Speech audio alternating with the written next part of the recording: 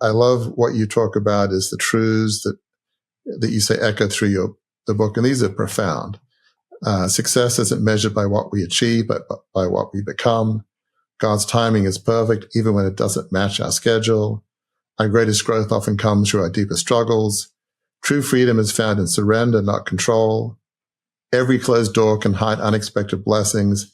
Ministry happens wherever God places it. So talk about what you do now and maybe some of the key 2 or 3 things that God has taught you in this journey. Yeah, I mean, what I do now is coming alongside leaders and their families is another thing. My wife, Lisa, and I have, she's joined me in this effort. We just a sideline on her part of the story. We started doing premarital counseling back in 2019. Some girls approached her and said, "Hey, will you do premarital counseling?" So we kind of evolved into that world. And then since that time, have partnered up with our church, and we do premarital, and then I'm also ordained to do weddings. So marriage and family is an element that we brought to it. And then my daughter-in-law also has come alongside us as well with my son and their health journeys, and she's a health coach too. So we're really looking to come alongside, leaders and their families, help them go through this process of alignment.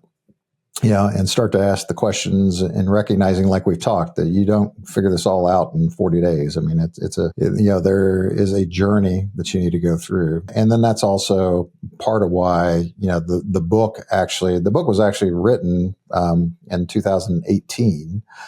It wasn't until this past year that I actually published it. Just a quick sideline on that. One of the things that I was really wrestling to finish the book.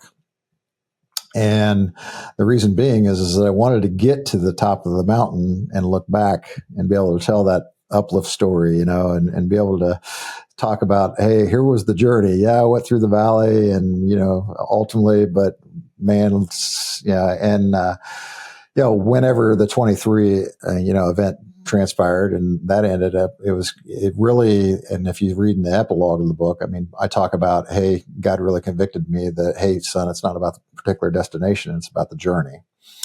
And so,